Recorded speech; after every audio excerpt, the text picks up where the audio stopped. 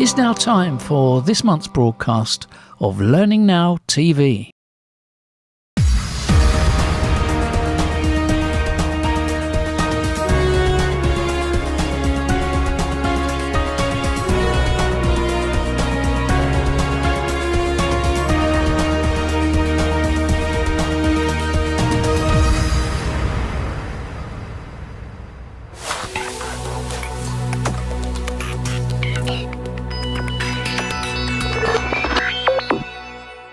Welcome to the second Learning Now TV programme of June 2020. Nigel, what have we got on the show today? Well, really good as usual, Kate. I'm going to highlight 3 interviews, which I think everyone will enjoy. The first one is from David Perrin, talking about the research report, which you know a lot about anyway, Kate. The research report focusing on the post-COVID or the in-COVID lessons learned for L&D. Everybody ought to be downloading that report and looking at it. And David and I have a very interesting discussion which goes well beyond the report, well worth a listen and a watch. The second is Alex Haslacher. Alex is from a startup in Princeton, New Jersey called Blank Slate. And Alex's company focuses on spaced repetition with enormous success, and he's got lots of data which he shares to show the advantage of the kind of AI selection of what you don't know and the focus on what you don't know, whereas it leaves what you do know behind. So you only focus on those elements where you can continue to learn. And finally, we've got Annalyn from Filtered.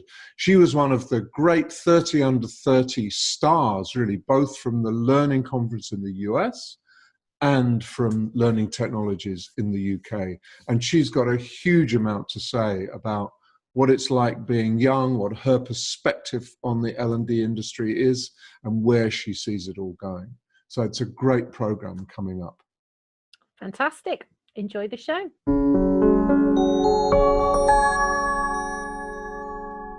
There's a new research report released recently about the impact of COVID-19, largely on HR, but on kind of support services for organizations.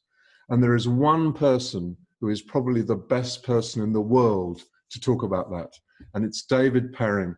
David is a director of Fosway, and this report emanates from Fosway, the UK analytics company. So David, welcome first of all. Thank you very much for joining me this morning. Thanks, Nigel. What I'd like to ask you first is, you did this research report. Tell us first of all how many organizations responded and where they came from. Yeah, we did this as a very quick research project. We've got about 120 respondents since we even created the infographic. So that's our sort of sample size. So it's very small. It's focused around European corporates. They range from organizations that would be 1,000 employees up to 50, 60,000 employees.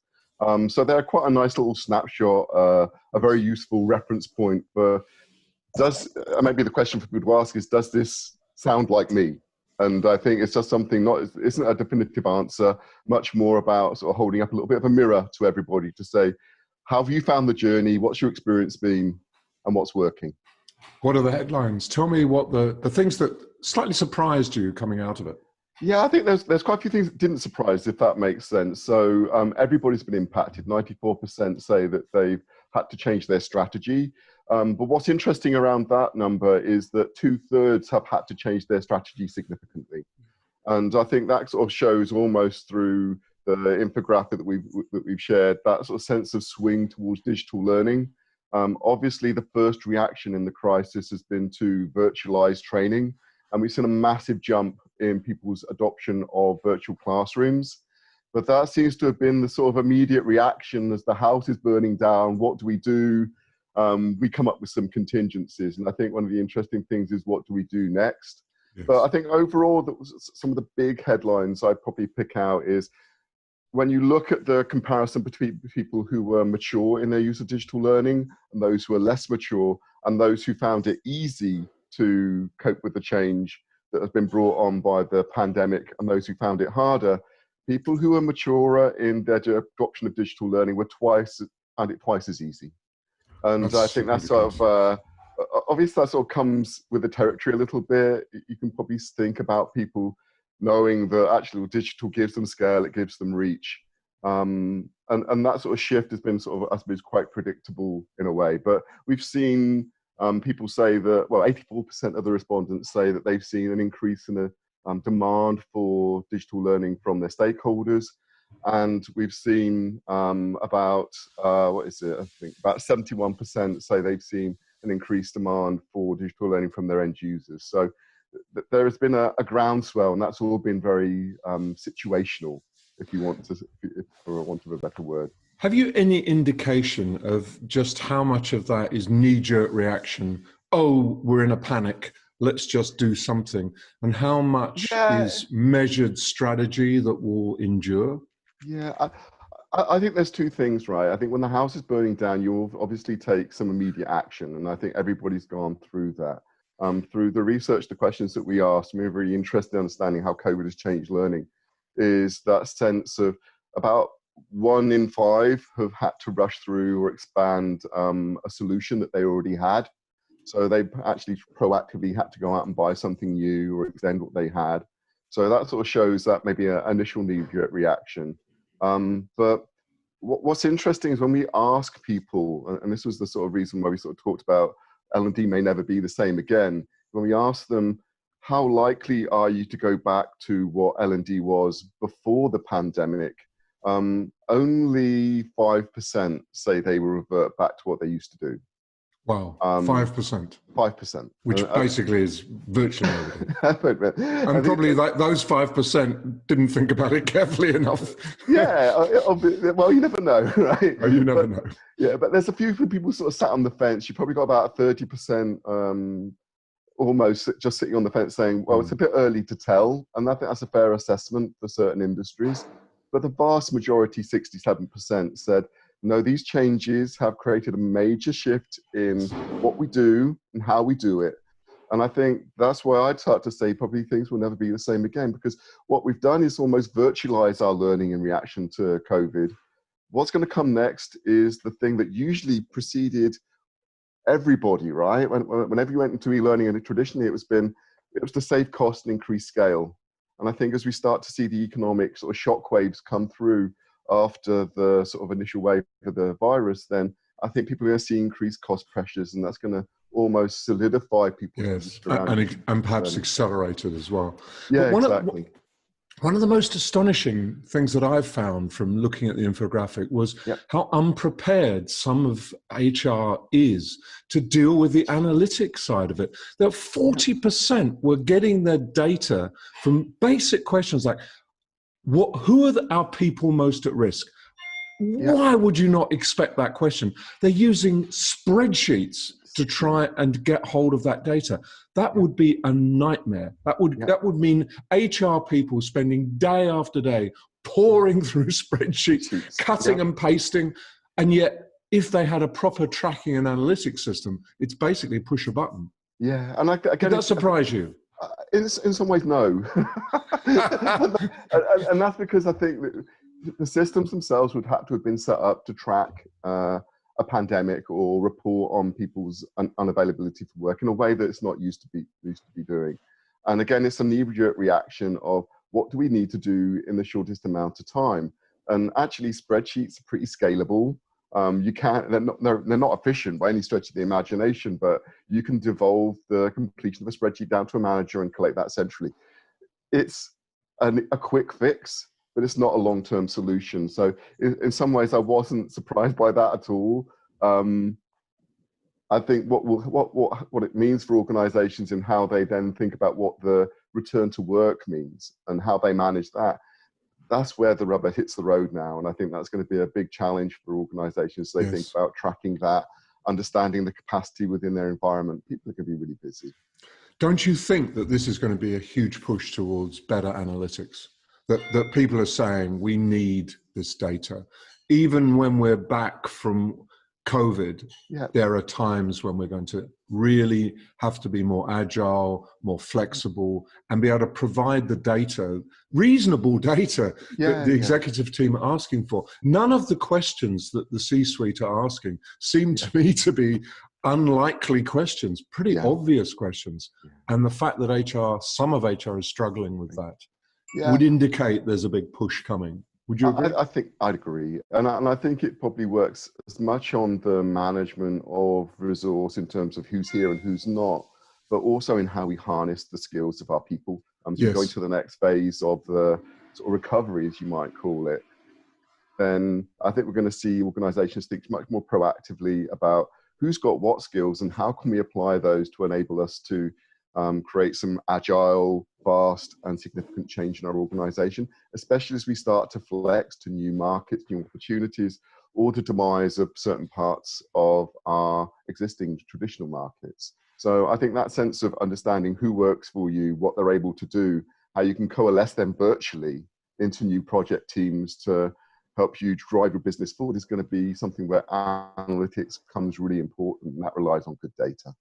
I completely agree with you. So you could argue that this is a wake-up call, and that from this point on, organizations would be better prepared, be thinking about these things that they've kind of avoided thinking about because it's a bit difficult. And now they're confronting the reality of not knowing anything about their workforce, essentially, at a time when they need to.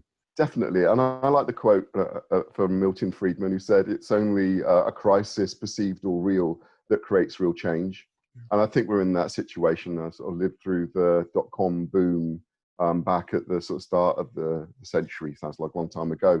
But we went from, as a telecoms company, from having 25,000 employees down to 12,000 within a year. And that sort of sense of, so how do you drive value fast? How do you cut cost almost sort of relentlessly, but do more with so much less is something that becomes top of the agenda. And it's all about providing value, driving exceptional return on the available resources that you have. And that's not just about how you use resources, but the impact that it has. Yes, and also I think probably engage better with your workforce so that they feel more valued, they feel more empowered, more able to take decisions. That will drive efficiency and drive up the value that they get back. Yeah, and just a whole new skill set, right? And I'm sure people have found their way through coping mechanisms to work virtually.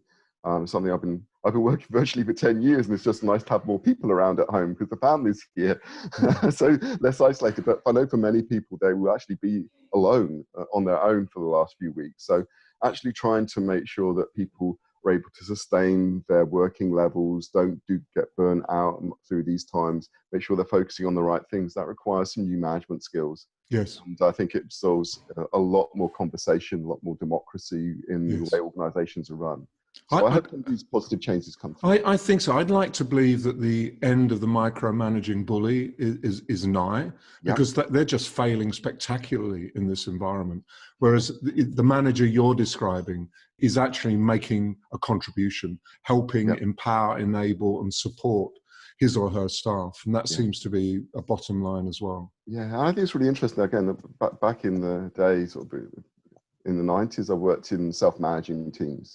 And really interesting, the sort of dynamic you get around people all taking a leadership role within a team to deliver outcomes. You do have a sense of hierarchy. You have to report progress, but you do that as a team. And I think that's some interesting models around how we now engage so much more freely through MS Teams and tools like that, Slack, etc. That we're probably in a position to adopt some more of those practices and allow people to really feel genuinely engaged with their work.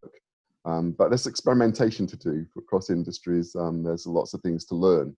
And I think that's one of the interesting things, right? Again, from the studies of after virtual classrooms, it was learning experience platforms and collaborative learning platforms, which people said were being the most successful. And I think we need to recognize that lots of the learning about what really works is going to come from our people. So that collaboration and sharing is going to be really hyper important. It's organizations reaching down to their people rather than imposing down on their people. Exactly. That is the big shift. David, I want everyone to read this report. It's a great infographic. They can get the data. We're putting a crawl across the screen. It's free download.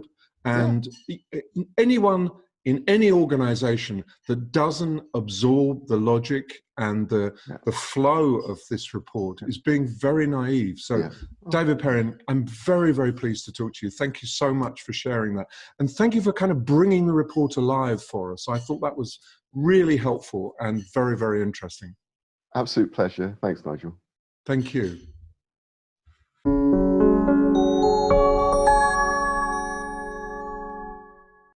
The Happy Manifesto is a book that can help you transform your organisation into a happy, productive workplace where people feel fulfilled. We are now launching an online version of the programme based on bite-sized videos, exercises and learning points.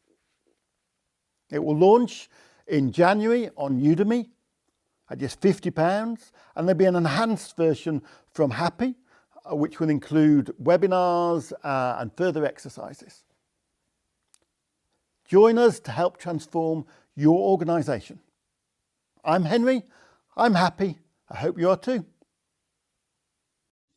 Rob Clark from Learning News is interviewing the founders of a new institute called Tulsa. The focus is on the linking of learning to business results. And the founders are well known: Charles Jennings, Vivian Heinen, Joss Aretz, and finally our very own Laura Overton. 70-20-10 is one of the models that we've relied upon to move learning and development from the old ways of providing courses to everyone once every few months to helping to get learning embedded in the culture of work. And the people behind 70-20-10, Joss Aretz, Vivian Heinen and Charles Jennings, have become very well known as they have gone about mobilising many in L&D behind 70-20-10's principles. Today the team is announcing a brand new initiative and a brand new company, Tulsa Global. They want to refocus how learning and development sees itself and rebuild the L&D function as an enabler of business results.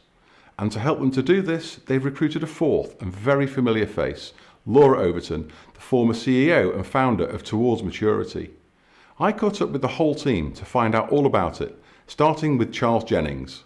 We're pulling together a team that's independent with deep experience, deep insight, and plenty of practical know-how to help organizations make some fundamental changes at a time when it's really critical. We think it's about time to show the alternatives to what we're doing right now. We see this as kind of a greenfield site. It's possible that we have raised formal learning almost as high as it can go. But all the strategies, tools, processes, and methodologies required to deliver real business values haven't really been developed or used. Our ultimate goal is that we are not only on the HR scorecard, but that we are on the balance scorecard of the organization delivering business value. Laura, welcome. You've just joined the team. What excites you about the challenge ahead? This team had experience and insight, and also my own research was kind of highlighting that it is possible for learning and development to genuinely become business critical, but things absolutely have to change. Real change in organizations is very, very complex. You know, we have to, as learning professionals, be able to work differently with the business, with the stakeholders within the business, but also with partners and with suppliers. And these are very complicated organizational challenges that are very critical for us to address. Certainly all the evidence is pointing to that, but it's tough to be able to achieve. And I think that's one of the challenges that we want to tackle head on as Tulsa. We've seen performance consulting, business impact, the wider skills agenda, learning culture, alignment to goals, etc., etc. Is there a number of things here that sort of need pulling together, a number of threads that need pulling together here? And if so, how do we go about doing that? You know, all these concepts and issues are interesting, but they represent the current language of L&D. If you want to be business aligned, you should stop reading L&D books. You should read business books. And I think moving forward, we need to rethink and to reinvent the way we are talking about performance consulting, about business impact, about learning value, learning culture. We have to move on because otherwise L&D will stick into this L&D compartment, let's say a kind of silo. we feel that many people see the urgency in making these changes, but many just don't know really where to start. We need to make sure that everyone develops an understanding that there are alternatives to formal learning to solve problems. And it also need to work with the wider L&D communities to give them a better understanding of the solutions that work. Why the move away from 70-20-10? What's missing that you want to create? We know that everyone wants to improve performance and add value.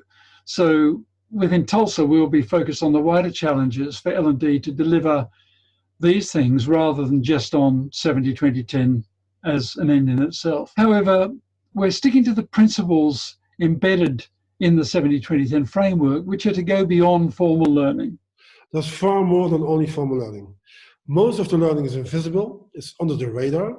So let's say the informal learning and the organizational learning, you just don't see it, but it's really there. It's also very powerful.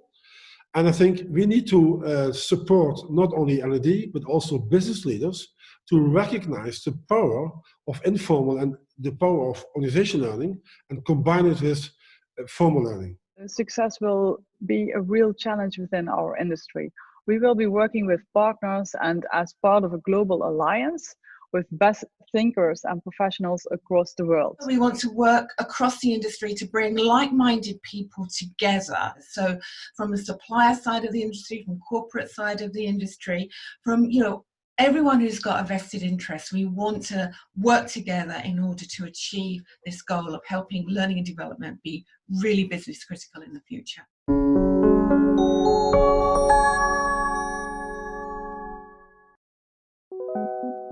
Our learning experiences unlock potential, transform the performance of people and organisations, and help millions around the world build happy and successful careers. We change lives with evidence-based learning that works, sparking real change for real impact.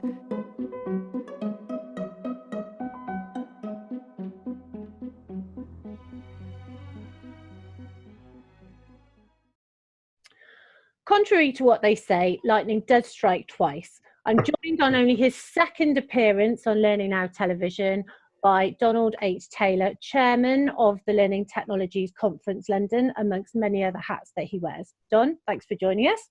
Lovely to be here, Kate. So we have a very specific thing to talk about today. So many of us were in mourning that the Learning Technologies Summer Forum get-together did not happen at the start of this month, but you're here to tell us that there is light at the end of the COVID tunnel. Well, yes, but Kate, be honest, was it the conference or the get-together bit that you were missing more? Both, obviously. Ah, well, it's a very diplomatic answer. Yes. The event was supposed to take place in June. We moved it to the week of the 13th of July. It's running all week. We are keeping the structure very simple. It is 22, effectively, webinars spread out over 5 days. So the first 4 days we'll have 5 each day, and then on Friday we've got 2 longer, more discursive ones. We're giving the speakers and the facilitators on each session plenty of leeway to be as flexible and creative as they'd like to be, to make sure they've got lots of interaction going on.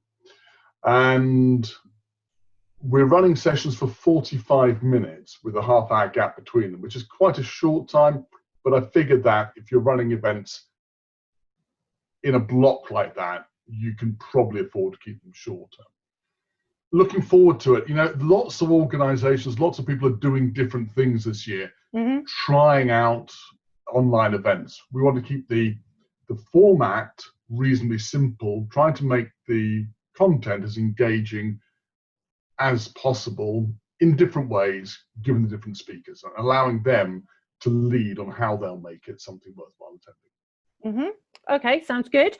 There's been a lot of discussion on my socials around the length of time people have attention spans for on virtual sessions. So have you got any sneak peeks for us on speakers or themes? Well, we've got some speakers that people will recognise. Nigel Payne's, David Wilson's of this world that you'd expect to have coming along, but also Derek Mitchell and Kevin Yates. So that's a sort of analytics data focus, because people are very much wanting that. But also we've got Chloe Walton, Fiona McBride. We've got a slightly more of a softer wellness coaching approach there as well. Yeah. And we'll have international speakers. We've got people looking at design, looking at how you implement things. There'll be a number of themes running across it, things like implementation, technology and tools, the big themes, and also learning itself. So Miriam Nealon will be showing up and taking us through some of her work as well. And I'm also very keen to have a couple of panels on the Friday, one of which will be about moving learning online. Now, at the moment, everyone's talking about moving learning online, and it could get very tedious. But what I want to do is talk to people who've really battled with it, and maybe they've had tight budgets, maybe they've had no time to do it, and have a panel to have a good discussion about it. And another panel, which I think is very important for people at the moment in our field, how you can accelerate your career in L&D. A lot of people right now are having not necessarily doubts, but they're questioning what happens next, want to try and give them some practical advice. And indeed, that's really, as always, the theme of LTSF. It's a chance for me and the speakers to experiment a bit, and it's a chance for everyone to really focus on the practical. That tends to be where we come from with LTSF.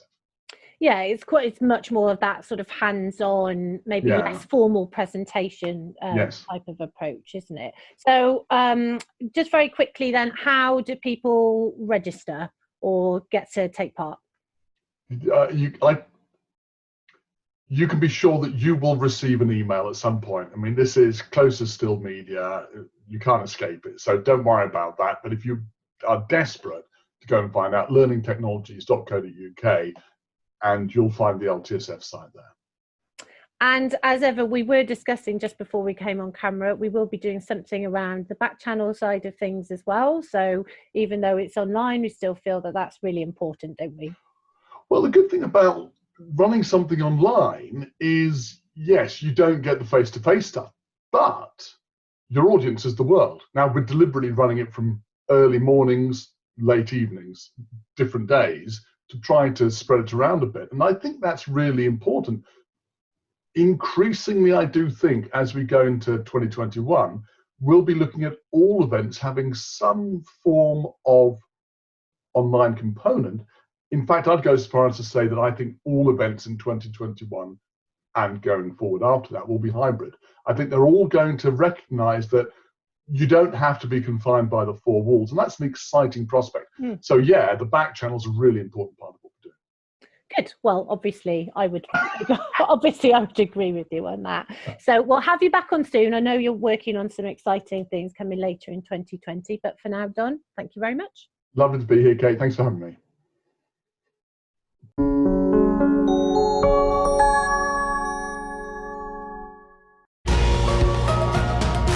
DPG's online courses are designed to fit around your life, so you can study anytime, anywhere. Get in touch now for more info.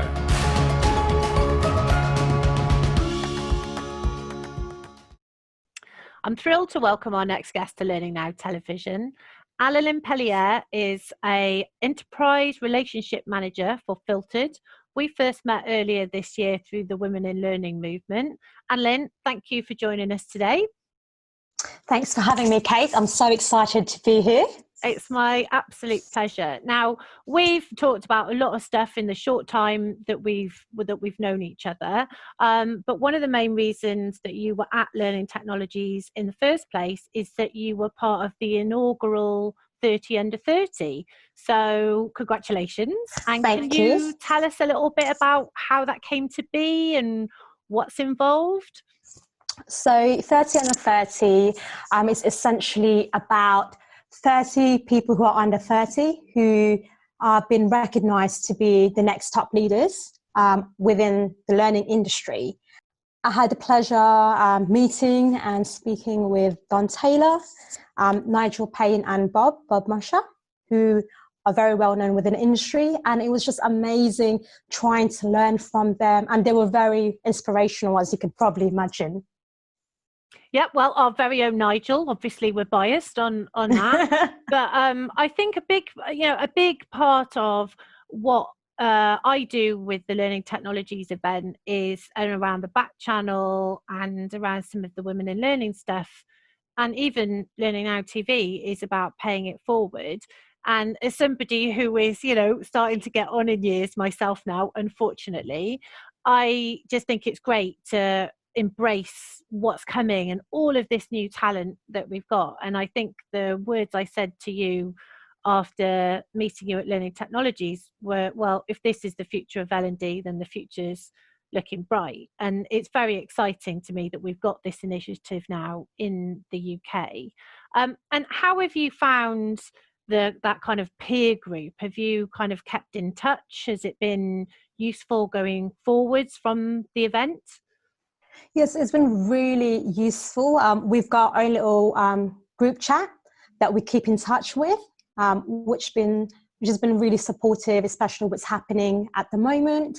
And we exchange ideas. For example, someone would say, has anyone implemented Agile within the industry? Or can anyone give us a good recommendation for LMS or LXP, for example? And even those that are perhaps wanting to change career. So it's a very supportive group, and it's a group that we, as usual, trying to learn from each other, supporting each other and collaborating. And I totally agree with you. It's about paying it forward. I recently someone contacted me and I recently spoke with her. She learnt about women in learning and learning 30 under 30 through a podcast or an interview that Sharon Kalubi had. Yep. And the reason I mentioned this, it just goes to show how initiative like this has been able to essentially get everyone together and making sure that everyone knows what the learning industry is about, helping each other forward, and make, as you mentioned, paying it forward essentially. And building that sense of a personal community network. Yeah. And now you're somebody who has lots of kind of diverse interests, and obviously is quite a self-starter in terms of, trying other things and bringing that into your career. So you have your own podcast, I believe. How as things like that and the building project that you're involved with, how do things like that kind of add to the whole person and feed into your career in L&D? So with my podcast, for example, it has allowed me to express myself clearly. It has allowed me to be more confident as well and be more creative, which essentially means that when I talk about my career within learning, I think differently. So I think about, okay, how can I give a creative solution to my client? And to be honest, it's also allowed me to improve in terms of thinking on my feet. So when I'm on podcast, even though you get to edit it, most of the time you want to make sure that it's as less edited as possible for us anyway. And in terms of building my apartments in the Philippines, I really, really had to adapt to the culture change when talking to different types of individuals in different cultures and managing a project that's thousands and thousands of miles away from you. So it's allowed me to become more patient, as well as problem solving. So how can I resolve this issue? If I'm not there, what are the different options in resolving these issues, for example? And if you relate it back to learning, that's what, when you're trying to learn in the beginning, for me anyway, you kind of get frustrated with yourself because you're not getting it. But then you're trying to find different solution in terms of, okay, I want to learn this topic. What can I do to make sure that I learn what I want to learn? So how can I solve this issue of not learning what I'm trying to learn in the beginning? So that's taught me to think creatively, think differently, and also think about other ways. So not just thinking about the problem, but how can I solve this problem? And obviously in a tech environment that you work in, a lot of the time that obviously leads to some part of the system or solution that you're working with. But one of the challenges that we have in L&D is, like you say, we have a problem and we need to think about a solution. But often we think about the tech, not actually what good looks like at the other end. So would you say that it helps sort of think beyond the tech, or how you might be able to pull different elements of the technology together to create something that would work? Yeah, so it's thinking about, as a business, what is our strategy, what are our goals within that business? So, and how can this technology help us? So essentially, it's not just looking at an LMS or an LXP, for example. It's about how can this piece of technology resolve the issue that we are facing. I find, and I don't know whether you agree with me, sometimes we're so bogged down on what's happening in trend at the moment. So if there's everyone's talking about LXP, we must get an LXP. But does that even resolve the issue, the underlying issue that you're currently facing? Because we may think, okay, a new platform is the next best thing, but is that actually going to answer, let's say, for example, the culture change that's happening within the industry or within the business that you're working with? Or are you just putting that because it's the quickest way of resolving that, but down the line you realize what you've got, this piece of technology, doesn't actually answer your problem? So we're going to run out of time in a minute, but I would love to just get a final thought from you on it's quite hard to put yourself out there doing things like podcasts, building apartments halfway around the world, learning sign language, which we haven't even managed to touch on yet. What would you say to people who are, they sit there and go, oh, I'd love to do that. How do you find the energy and also, I suppose it's not being scared of trying something and failing, or maybe you don't enjoy it. What would be the thing that goes through your head that you could maybe impart to someone? Because I can really see how all of these activities that you're doing feed into, a career in learning. So there's a saying that I live by. It's feel the fear and do it anyway. So everything that I do, whether it's applying for a new job, trying to learn a new technology, or trying to experiment something, for example, or even if you want to talk to someone who you want to be your mentor, I just say to myself, feel the fear and do it anyway, because the worst thing that they can say is no, or the worst thing that can happen is fail. But I don't see it as fail, I see it as learning. And the only way you can fail is that if you don't try. So that's my whole mindset of things. So if I kind of say to myself, if I don't try it, then I failed. And if I try it, then I'm learning something. And I really agree with that. I just think, not enough of us want to put ourselves out there. We're sometimes too scared of looking silly. And you are proof positive that is not the case. So, Annalyn, thank you very much for joining us. I'd love to have you back on sometime as we track your career through L&D. Perfect. Thanks, Kate. Thanks.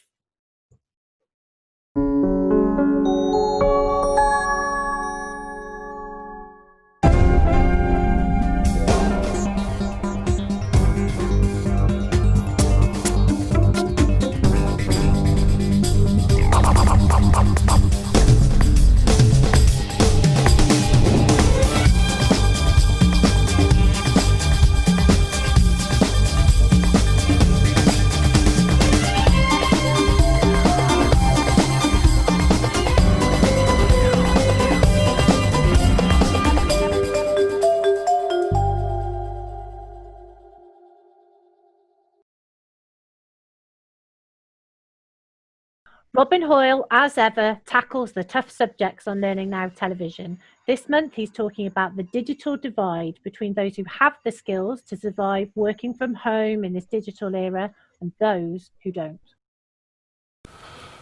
Fosway published an infographic the other day which was about the research that they've done with organisations in the light of COVID-19, and they identified, amongst other things, I guess fairly predictably, but really interesting to see the numbers, that 71% of people had seen an uplift in demands for digital learning from their various teams and people within the business. 82% had seen senior stakeholders saying that they wanted more digital content. And fully 67% of people had said that they weren't expecting there to be a return to business as usual after the pandemic is over. So in other words, this increase in digital learning seems to be here to stay. And that raised a couple of thoughts for me, which was not least that we still have a bit of a digital divide. We've got people who are really comfortable with all of the digital platforms that we're creating, and other people who struggle when we introduce new pieces of software, and they struggle for a number of reasons. Now, there are those who are just not very good with computers, who do not feel that they're able to use them, they're lacking in confidence, they don't feel that they can navigate from different sites and know how to use them instinctively and intuitively. There are others, though, who've got other barriers that we've not necessarily thought about before. So some of them do not have computer equipment which is supplied by their employer. And maybe they've got one computer at home and they've got their kids at home who are trying to get on to do online learning from school and things like that. And so there is massive competition for those resources. I've certainly come across people who use computers every day but do actually relatively few activities. They use certain pieces of software and that's it. So when I introduce a new piece of software, whether that's some kind of collaborative platform or a learning experience platform, they're instantly a little bit flummoxed and don't know what to do or how to use them. And I wonder to what extent we are designing materials for those individuals. I was also speaking to somebody who works with people within the security industry the other day, and she was telling me that they have real issues with people either not having computers at all, or if they do have access to computers, they really don't know how to use them that well. And so that group of people who are now also expected to learn online and to learn digitally, having previously exclusively used face-to-face activities for their learning interventions, are now having to adapt and adopt new technologies which they're not familiar with. However, there is an answer to some of this stuff, because although people are not very familiar with their computers and maybe don't know how to use some of the things that are there, they do know how to use one of these. And virtually everybody these days has got a smartphone, and in some parts of the world, internet access is still predominantly via smartphone. And we need to be smart about how we use those tools and those devices. So think about how you're designing digital interventions. Unquestionably, you're going to be asked to create more and more of them, whether those are synchronous live video conference type classrooms or whether those are delivering digitally via asynchronous techniques with e-learning, documents, etc., access to videos and the like. Those things are not going to be natural for people to use. First of all, are they optimized for the devices that people have got, smartphones, and that they know how to use smartphones?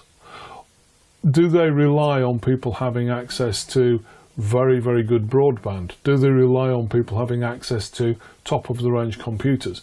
Do they rely on people having access to a computer at all? So we have to think about these things now. Maybe this is only a temporary issue for a year or two and things will change and people will get better at using these tools and technologies. But at the moment, I'm still noticing that people, in some cases, are struggling with being able to use the technology that they've got, or they can access the technology but then they find they've got pop-up blockers on and it stops them loading and accessing information, all sorts of things that they've never had to deal with before. And I think we've got a responsibility to help people make that transition. So design for the devices that people have got, but then also be prepared to support and resource that support properly, whether that's a help desk or it's giving people briefings or it's walking people through the technology that you want them to use. Because genuinely, I've been surprised at how much we have had to do that over the course of the last few weeks for people who've never previously had to access learning digitally, are finding some of that stuff really quite challenging.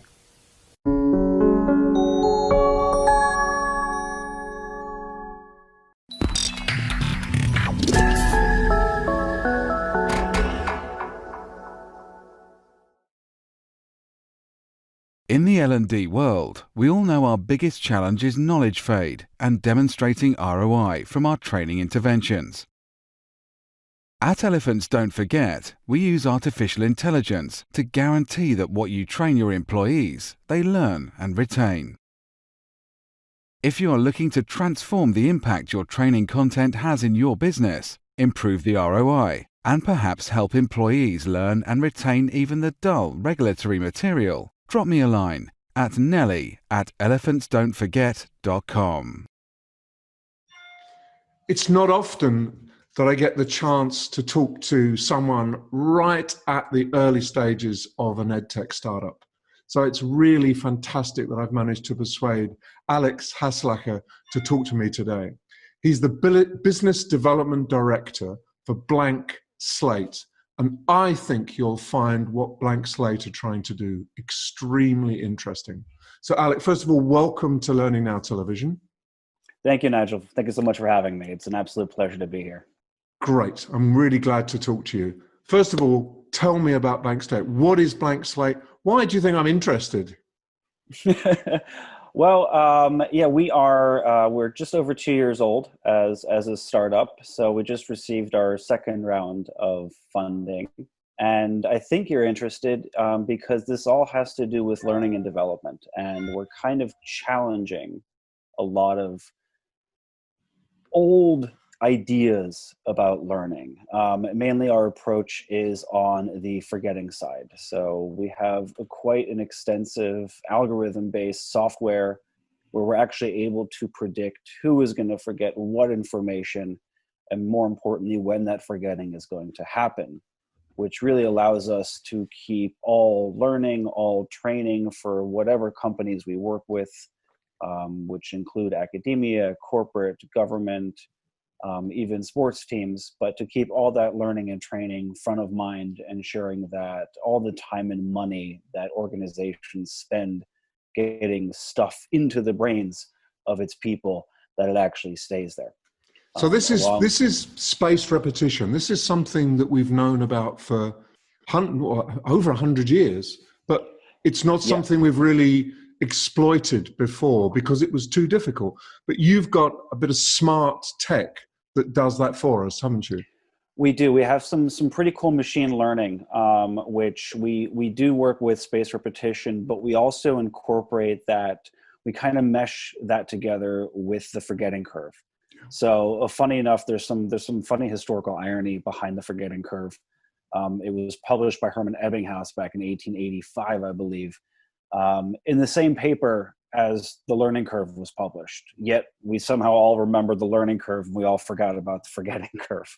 But our software is able to predict that forgetting curve on an individual basis. And once we marry it together with spaced repetition, we do get quite a unique product.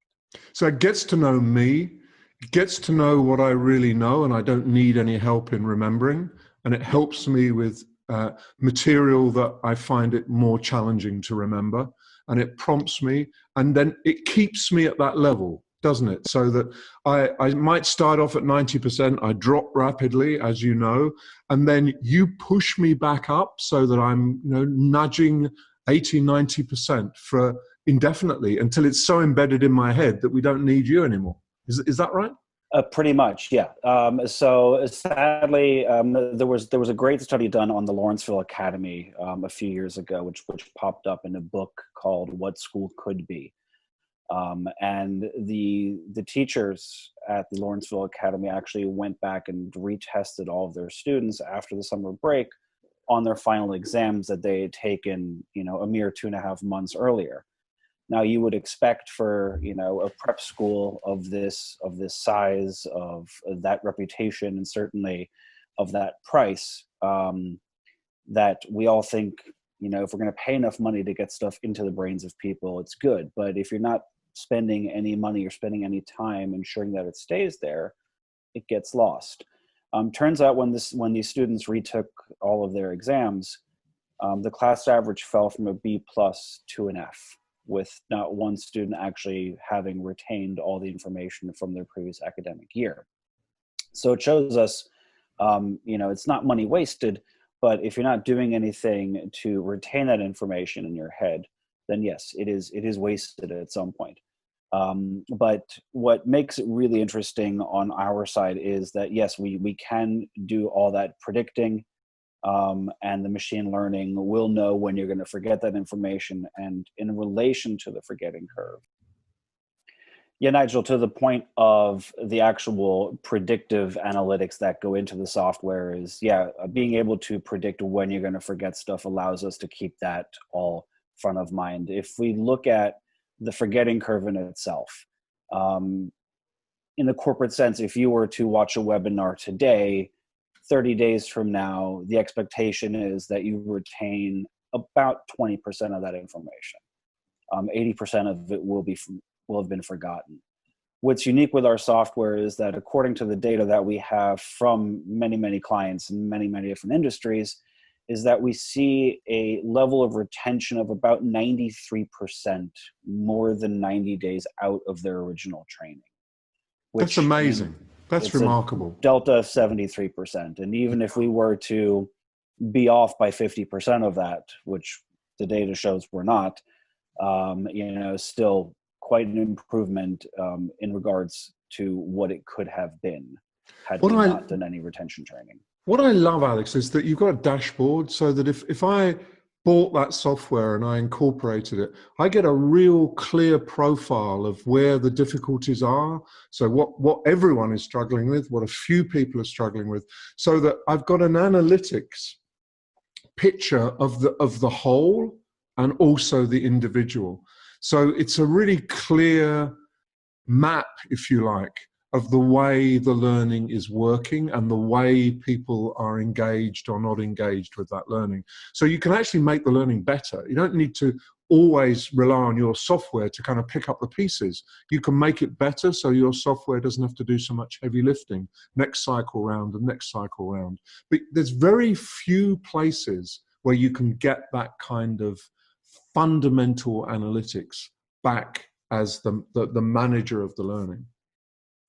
Yeah, that's a really good point. The data analytics on the back end is quite extensive. And as you rightfully identified, we can look at individuals' data, we can look at the whole entire organization as aggregated, but we can also pick different teams of people. For example, we work with a retailer here in the United States, quite a big fashion label, and we work with their sales teams. They have massive amounts of product knowledge that they need to know. And we're able to segment these users, not only as an individual, but by, you know, which retailer they work at, if they work at Bloomingdale's or at Macy's or at Dillard's or at an independent store location, what region they're in, what city they're in, who their selling manager is, who their regional manager is. And what this allows us to do is to really peel back more and more layers of that onion and look at the different layers. In turn, it allows us to analyze not only the individuals, not only the organization as a whole, but it gives us the data to really every layer along the way. We can compare regional directors to one another. We can compare sales managers to one another. Yeah. In academia, if you have 5 fifth grade teachers who are teaching the same subjects, yet one of them has a lot better data than the others, we're now teaching the teachers. So, and we can obviously look at the whole side of things from the side of content as well, not just from the user side, but be able to identify, you know, this is the 10% of content that you have to go through. And also just the whole boredom factor of being endlessly given the same stuff that you know already. You know, I'm learning Spanish at the moment from scratch. And one of the frustrations with the software that I'm using is that there are some things that I just cannot seem to remember, and some things that I remember really easily, and I have no idea why some things stick in my head. But the software is completely agnostic, so it will give me endless repetition of stuff I know, and hardly any repetition of things I don't know. And therefore I get them wrong, and I get them wrong again, and it doesn't seem to ever learn that I actually need certain things focused down for me so that I can bring everything up to a level. So I can see immediately where that would be very, very helpful. And I also think the fact that it's not just the learning, it's not just blame the learner, it's also the environment, the manager, the whatever. So look at the environment. If you've got that holistic view, you can begin to see where it's the software that's actually wrong, or the manager that's wrong, or the training environment that's wrong. And you can fix that and watch the uptick, if you like, on the data. So these things are very, very important and have many, many applications. But I think this is something special, unique, and it clearly works. There's plenty of evidence to show that it works. And this is a company that is evidence-based. They don't make it up. It's not snake oil. This is real science based on evidence. So, Alex, thank you so much. It was a pleasure talking to you. Nigel, thank you. My absolute pleasure.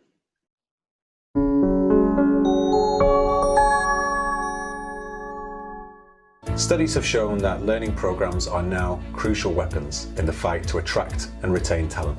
Working closely with modern learning organizations across the globe, we have developed Learning Programs of Excellence, a prestigious award recognizing exceptional, state-of-the-art learning programs. If you're a learning department or function, LPE will help you attract new talent. You'll boost your appeal as an employer by showcasing the caliber of your learning programs and development opportunities within your organization.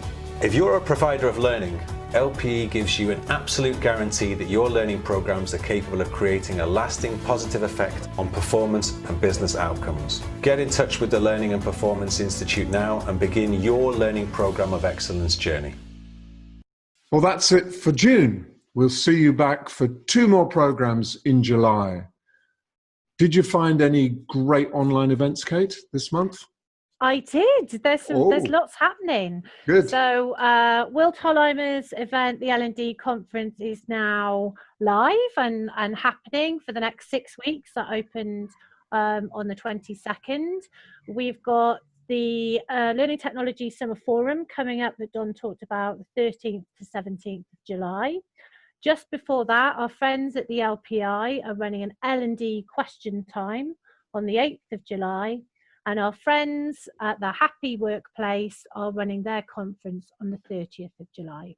Wow, that's the most we've had since lockdown, isn't it? That's excellent. There's momentum building there, yeah? Momentum is building, lots going on. So what did you think of the program, Kate? How did you feel this time? It feels like the mood is turning a little bit, and I know you interviewed my colleague David Perring, and he's talked about the different phases that we're going through as a result of this pandemic, and it does feel like we're moving into this kind of repair and rebuild phase now rather than the kind of immediate crisis phase. And when you look at people like Anna Lynn from Filtered, the 30 under 30, there's so much energy and enthusiasm and passion for our profession. You can't kind of help but feel slightly more optimistic about the future. It's true. And startups like Blank Slate that I interviewed Alex, and this hasn't affected them at all. In fact, it's the opposite. It's given them a vehicle for moving forward very, very fast. They're really consolidating and looking forward to the future, not panicking about the past. And I suppose that's a kind of theme running through, isn't it? Let's not panic any longer about the past. Let's consolidate and build for the future. Not a bad message from the program, I think. You agree, Kate? Extremely positive, yep. Good. Well, we'll see everybody next month. Thank you. Bye-bye. Bye.